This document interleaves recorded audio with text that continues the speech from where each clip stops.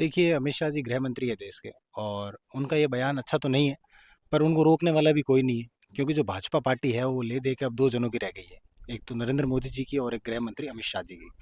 तो आपका सर ये भी मानना है कि जैसे बीजेपी की गवर्नमेंट है ये केवल अपने जातिवाद हो गया या फिर धार्मिक रूप से राजनीति करके अपने वोट बटोरना चाहती है। देखिए, भारत में जब से राजनीति शुरू हुई है, चाहे कांग्रेस के समय से हुई हो फिर बीच में भाजपा आई हो, जातिवाद, क्षेत्रवाद या फिर समुदायवाद या फिर धर्मवाद, ये तो शुरू से रहा ही है। इसी में लोग बटे हैं, इसी से लोग वोट देते हैं, सब इसी से। तो अगर 400 सीटें ये मोदी गवर्नमेंट की आ जाती तो आपको लगता है कि संविधान ये बदल देते। नहीं, संविधान बदलना इतना आसान नहीं है, क्योंकि इसमें सोच के ये जवाब दिया था कि मुसलमान कैंडिडेट को हम टिकट इसलिए नहीं देते क्योंकि जो मुसलमान है वो कांग्रेस के ज़्यादा फेवर में रहते हैं।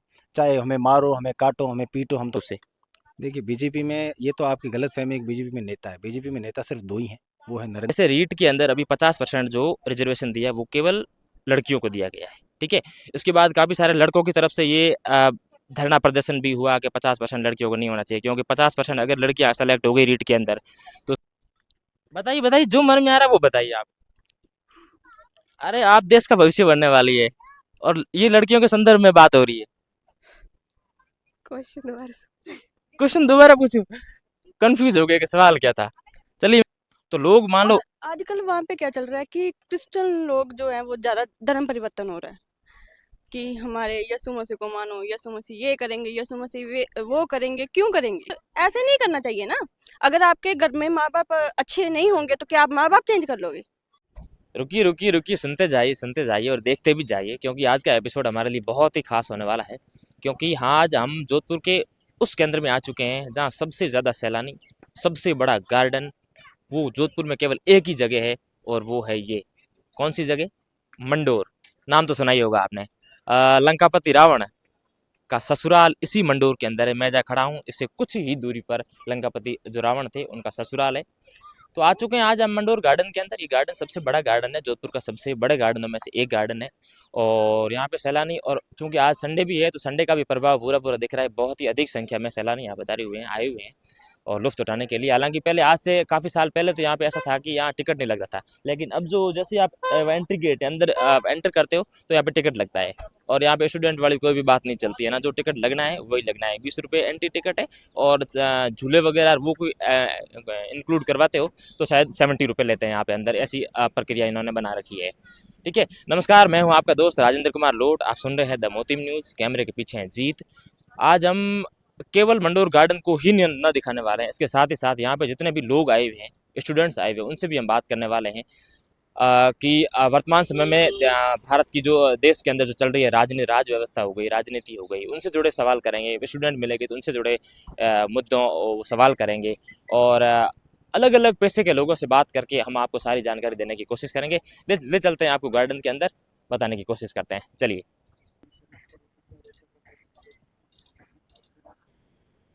ये मंडोर गार्डन के जैसे ही आप आगे अंदर एंटर होते हो, एंटर होते ही ये गार्डन की पहली पॉल है। पॉल के आप जैसे ही आगे अंदर एंटर होंगे ना, तो अंदर आते ही 33 करोड़ देवी देवताओं की मूर्तियां जो है वो इस मंडोर के अंदर स्थित। जो कंपटीशन की एग्जाम्स वगैरह देते हैं स्टूडेंट्स, उन स्टूडेंट्स के एग्जाम्स में ये सवाल भी आता है कि 33 करोड़ देवी देवताओं की मूर्तियां कहाँ लगी हुई है, तो वो मंडोर गार्डन के अंदर है, इसी जगह पे स्थित है। और मेरे पास में मैं आपको अंदर जाके एक एक मूर्ति दिखाने की कोशिश करूंगा। चलिए।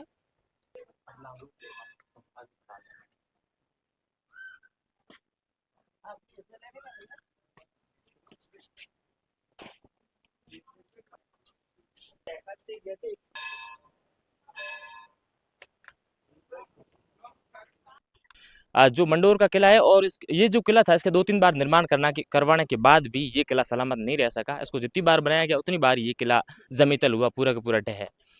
हमने आपसे जैसे जैसे कि पहले भी बताया था कि हम आज केवल किले मंडोर गार्डन और मंडोर के किले को ही नहीं दिखाएंगे, इसके साथ ही साथ कुछ लोगों से भी बात करेंगे। इतना ही में हमारे साथ कुछ जुड़ चुके हैं युवा, टीनेज टीनेज तो नहीं, उसे यूथ कह सकते हो, देश के यूथ। इनसे हम पूछेंगे और जानने की कोशिश करेंगे कि फिलहाल देश के अंदर सबसे जो बड़ा मुद्दा चल रहा है, अमित शाह का बयान।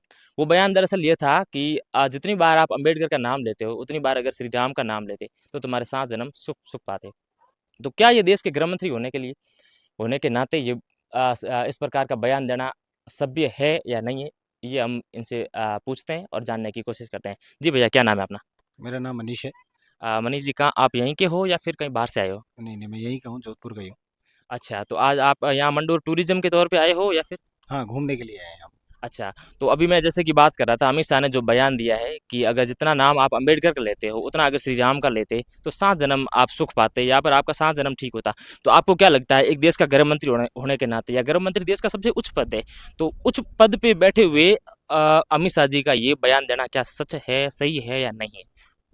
देखिए, अमित शाह जी गृह मंत्री है देश के, और उनका ये बयान अच्छा तो नहीं है, पर उनको रोकने वाला भी कोई नहीं है, क्योंकि जो भाजपा पार्टी है वो ले दे के अब दो जनों की रह गई है। एक तो नरेंद्र मोदी जी की और एक गृह मंत्री अमित शाह जी की।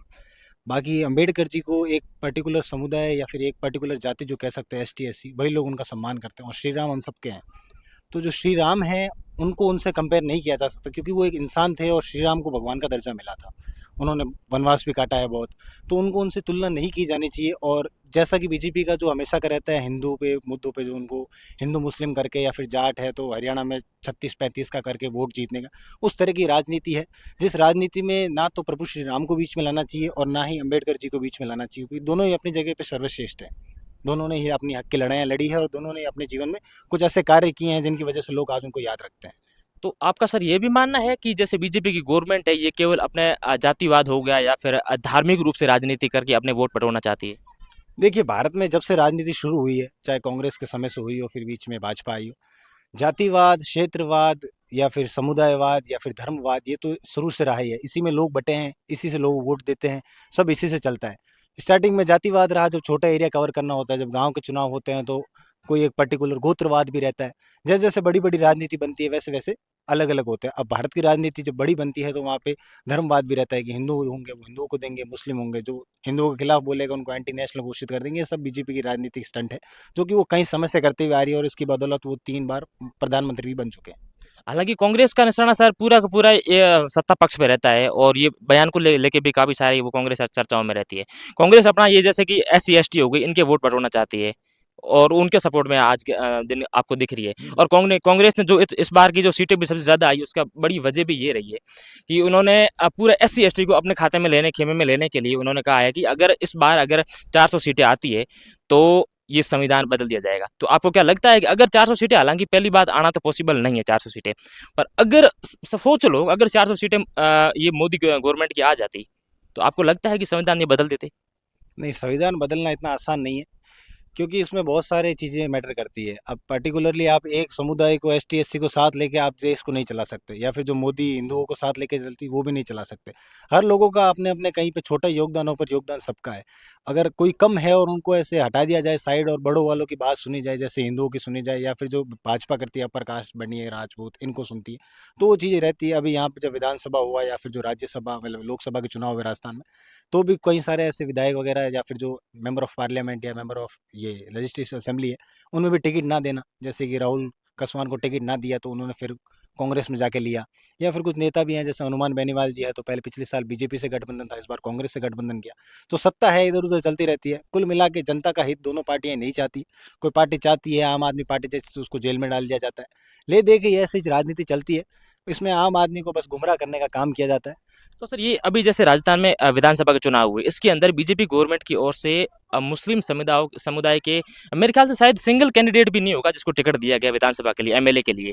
तो आपको लगता है कि ये गवर्नमेंट कहीं ना कहीं धार्मिक राजनीति तो पूर्ण रूप से कर ही रही है, जबकि कांग्रेस ने तो काफी सारे मुस्लिम समुदाय के लोगों को टिकट दिया था MLA के चुनाव के लिए? देखिए, जब 2014 में जब लोकसभा का चुनाव हो रहा था, तो माननीय अमित शाह जी से पूछा गया था कि आप मुसलमान कैंडिडेट्स को टिकट क्यों नहीं देते। तो अमित शाह ने बड़े सोच के जवाब दिया था कि मुसलमान कैंडिडेट को हम टिकट इसलिए नहीं देते, क्योंकि आप ये मत सोचिए कि हम टिकट क्यों नहीं देते। ये हमारा राजनीतिक है, ये हमारी राजनीतिक स्ट्रेटजी है कि हम क्यों नहीं देते या क्यों देते हैं। जब हमारी सरकार सत्ता में आ जाएगी, उसके पश्चात अगर मुसलमानों के कल्याण में कोई अगर दिक्कत होती है, तो आप हमसे कहिए। तो उनका राजनीतिक मतलब स्ट्रेटजी है, उस पर हम कुछ कह नहीं सकते। सबका अपना अपना रहता है। अब जो मुसलमान है वो कांग्रेस के ज़्यादा फेवर में रहते हैं, चाहे हमें मारो, हमें काटो, हमें पीटो, हम तो कांग्रेस के हैं। बाकी भाजपा की ये भी एक अच्छी रणनीति नहीं है कि कहीं से अगर वो चुनाव जीतती है, जैसे विधानसभा के वो चुनाव जीती थी इस बार, तो एक ऐसे चेहरे को आगे लाना जिसको कोई तो सर जानता भी ये नहीं। तो ये जो लोग हैं वो एक जैसे कि अब मुसलमान हो गए या SC ST हो गई, मैक्सिमम आज आप देखते हैं कांग्रेस गवर्नमेंट में ऐसा क्यों है कि वो एक ही टारगेट लेके चलते हैं कि हमारी गवर्नमेंट चाहे गलत करे तो भी हम साथ में, और अगर सही करे तो भी हम साथ में। ऐसा लोगों के मन में ये एजेंडा क्यों बैठा? इसके पीछे क्या लॉजिक हो सकता है? शुरू में जब ये देखा कि भाई हिंदू है तो हिंदू में जातिवाद बहुत है, कोई जाट है, कोई ब्राह्मण है, कोई पंडित है, कोई कुछ है, तो वहाँ पे लोग पहले से बटे हुए हैं। पर मुसलमान अपने आप को पहचान लेता है, कहीं टोपी लगाई हुई है, कहीं दाढ़ी बढ़ाई, उनका वो चिन्ह है और वो पहचान लेते हैं। तो वहाँ पे उनके आपस में इतना उनका तालमेल बैठता है कि वो एक हो जाते हैं। और जहाँ एक होते हैं, जब हिंदू इतने सारे थे तो उन पे किसी ने ध्यान नहीं दिया, जब मुसलमान कम थे तो क्या मुसलमानों को अपनी तरफ ले लेते हैं। इस तरीके से इंदिरा गांधी के समय से मुसलमानों को अपने पास में रखा गया, हमेशा उनका हित सोचा गया। और बीजेपी ने इतना सोचा नहीं। फिर बीजेपी ने राम मंदिर का मुद्दा उठा लिया। अब वहाँ पे राम मंदिर था या मस्जिद थी, वो मुद्दा मैटर नहीं करता। मैटर ये करता है कि उन्होंने हिंदुओं को सपोर्ट किया, उन्होंने मुसलमानों को किया। राम मंदिर में उन्होंने, कांग्रेस वालों ने कितने विधायक वो बिठाए, अपने जज वगैरह, कितने लॉयर बदले, ये सारी चीजें उसके जब। बाद भी राम मंदिर जैसे अयोध्या की सीट तो बीजेपी नहीं निकाल पाई, कांग्रेस लेके आई। वो तो देखो गठबंधन हो गया, उनका भी अपना एक गठबंधन हुआ है। वरना पिछली बार जब 2014 या 2019 के चुनाव हुए थे, उस समय तो ये चीजें नहीं हुई थी। पर ये फैक्टर बड़ा काम आया सर, क्योंकि राहुल गांधी ने जो कहा था ना कि 400 सीटें आ गई तो ये बिल्कुल संविधान बदल दिया जाएगा, और लोगों के मन में सच में ये फैक्टर बैठा, और उसी की बदौलत ये कांग्रेस की इतनी गठबंधन के साथ सीटें आई। अब ऐसे तो अब बीजेपी अगर एक आज अगर मोदी जी कहीं ढंग की जगह जाके लाल किले पे रैली में ये बोल दें कि अगर अब अगली बार हमारी 400 प्लस सीटें आती है, हम हिंदू राष्ट्र घोषित कर देंगे, तो 400 सीटें भी आ जाएंगी। पर दंगे होंगे, उनका जिम्मेदार कौन होगा? वो तो अपने घरों में जाके बैठ जाएंगे। नहीं, हमारे बीजेपी के तो कई सारे नेता ऐसे हैं जिनकी बातों से बीजेपी खुद सहमत नहीं रहती है। फॉर एग्जांपल के लिए अगर आपकी जानकारी में कोई नहीं है तो मैं बता दूं, कंगना रनौत, मैं नाम लेना चाहूंगा। हिमाचल के मंडी से वो सांसद है, इस बार की पहली बार की सांसद है। कंगना रनौत जो बयान देती है ना, उस बयान से बीजेपी खुद भी नाखुश रहती है। बीजेपी से जब आला अधिकारियों से हो गए या फिर आला नेताओं से अगर सवाल पूछा जाता है, तो वो कहते हैं कि ये कंगना जी के जो बयान है ये उन्हीं का है, हमारा इसमें कोई लेना देना नहीं है। तो बीजेपी में ऐसा भी है कि नेता अब एक दूसरे के आइडियोलॉजी से सहमत नहीं होते पूर्ण रूप से। देखिए, बीजेपी में ये तो आपकी गलतफ़हमी है कि बीजेपी में नेता है। बीजेपी में नेता सिर्फ़ 2 ही हैं, वो है नरेंद्र मोदी जी और अमित शाह। अब कंगना रनौत कोई नेता नहीं है, वो एक अभिनेत्री है जिनकी इतनी हस्ती हो गई, उन्होंने 1-2 हिंदुओं पे स्टेटमेंट दी थी, उनको टिकट देके मंडी से जिता दिया गया। बस उतनी ही बात है, बाकी जिसका काम उसी को साझे। अब ऐसे तो टिकट अब कई सारे जैसे सनी देओल हो गए या कई सारे जो अमिताभ बच्चन की श्रीमती जी हैं, उनको भी टिकट मिल गए।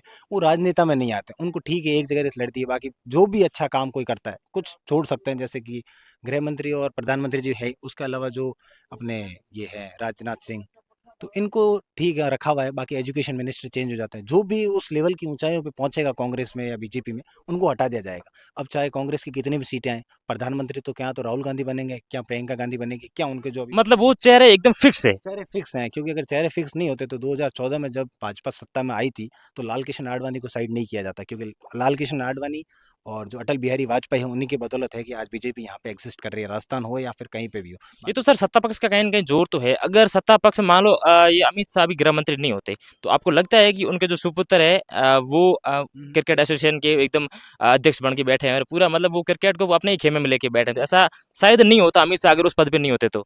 देखो, जैक जुगाड़ तो हर जगह चलते हैं। अगर किसी का बाप अगर ढंग की पोस्ट पे है तो उनको बेटों को भी नौकरी मिलती है। अमिताभ बच्चन ने इतना अच्छा काम किया, तो अभिषेक बच्चन भी कोशिश कर रहे हैं हाथ पैर, वहां तक तो नहीं पहुंच पाएंगे वो सफलता में।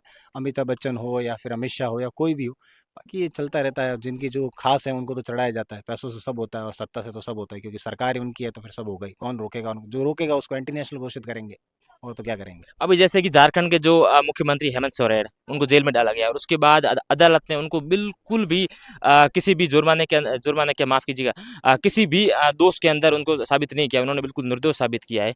तो किसी को भी सत्ता पक्ष में होते हुए उसका दुरुपयोग उठा के एजेंसियों का किसी को जेल में डालना, ये तो आप नहीं कह सकते कि अगर जेल में डाल दिया तो वो मुजरिम ही है या फिर दोषी ही, ये तो बिल्कुल ही गलत बात है। चलिए भैया, आपसे बात करके हमें बहुत अच्छा लगा। मैं थोड़ा सा आपसे जानना चाहूंगा कि अभी राजस्थान की राजनीति, नहीं नहीं नहीं, बिल्कुल बिंदास रहिएगा, है ना। मेरा सिंपल सवाल होगा, आपका सिंपल जवाब होना चाहिए।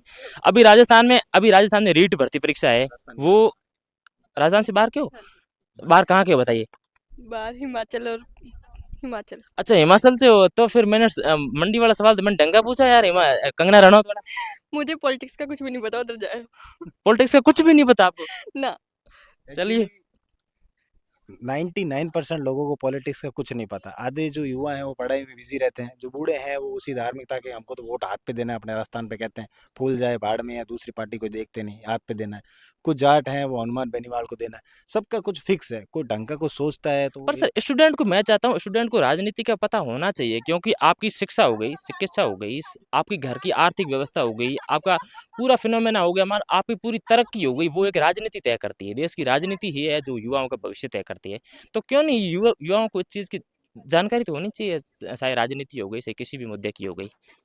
जानकारी तो होनी चाहिए, पर शिक्षा का दबाव इतना है इस भारत में कि आए दिन सुसाइड के केस और कई सारे मुद्दे रहते हैं।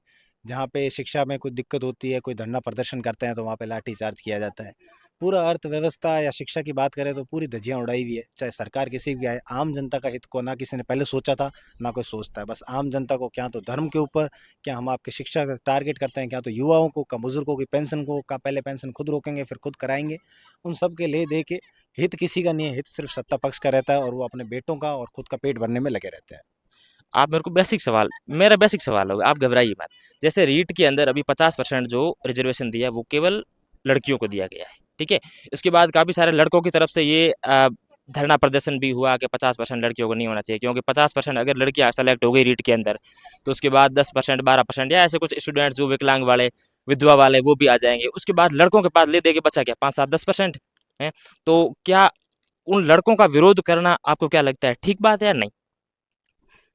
ठीक बात नहीं है, मतलब 50-50 होना चाहिए, हर किसी को मतलब बराबर मिलना चाहिए। पर बराबर तो कैसे मिलेगा जब 50% सीधा महिलाओं को ही दे दिया, लड़कियों को ही दे दिया, उसके बाद विधवाएं अलग है, विकलांग अलग है, और पुरुष सैनिक वाले ये बच्चे वो अलग हो गए। तो फिर जो एकदम स्वस्थ लड़के हैं और वो, अब लड़की तो हो नहीं सकते, लड़कियों वाला आरक्षण उनको मिल नहीं सकता, तो फिर लड़कों के पास बचा कितना, 8 10% या ज्यादा से ज्यादा 15%।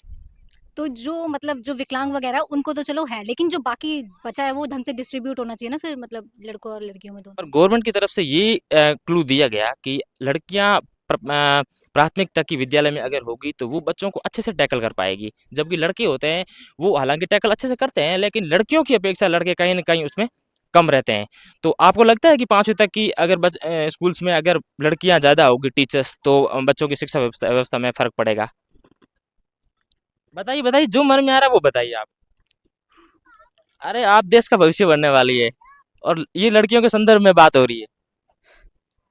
क्वेश्चन दोबारा क्वेश्चन दोबारा पूछूं? कंफ्यूज हो गया कि सवाल क्या था। चलिए मैं वापस पूछ लेता हूँ आपको। मैं सिंपल और छोटा सवाल पूछता हूँ। लड़कियां अगर ज़्यादा टीचर बनेगी, प्राथमिक स्कूल छोटे छोटे बच्चों के स्कूल्स में जाएगी, तो आपको क्या लगता है कि वो बच्चों को पढ़ाने में लड़कों की अपेक्षा ज़्यादा ढंग से कर पाएगी? कर पाएंगी। इतना ही बिल्कुल कट टू कट जवाब देना है। चलिए आगे चलता हूँ। मैं इनसे बात करके भाई मुझे तो बहुत ही अच्छा लगा, और जो भैया की आइडियोलॉजी है, मैं चाहता हूँ कि देश का हर युवा इस प्रकार की आइडियोलॉजी रखे। चलिए चलते हैं आगे। अभी जैसे कि हम पहले बात कर रहा था तो ये थोड़ा शर्मा रही थी, अब मैंने थोड़ा उनको कंफर्ट किया है कि शर्माइए मत, क्योंकि देश का भविष्य आप बनने वाली है। और जो बेटियां होती है वो वैसे भी घर में उनका दर्जा जो होता है ना उच्च होता है। भाई चाहे कितना ही समझदार हो, कितना ही पैसों वाला हो, लेकिन बहनों के सामने उसकी कोई इज्जत नहीं होती है, और ना ही उसकी घर में होती है। लेकिन जो बेटियां होती है, चाहे 5 साल की भी है, अगर बेटी पापा के सामने कोई भी अगर फरमाइश रख दे तो वो पूरी होनी ही होनी है। ऐसा है ना? तो आप जैसे है कहाँ से, मुझे अपना जगह बताइए।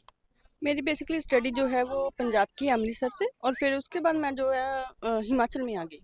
अच्छा, आप हिमाचल आके मैंने बीएससी नर्सिंग की कामाक्षी कॉलेज से, और अब मैं यहाँ जोधपुर आई हूँ। तो पंजाब से आप पढ़ाई के लिए हिमाचल गए, तो क्या पंजाब में शिक्षा व्यवस्था उतनी ठीक नहीं है? नहीं नहीं, पंजाब में शिक्षा तो ठीक है, लेकिन एजुकेशन लेवल मेरे को लगता है कि हिमाचल से के लेवल से कम है।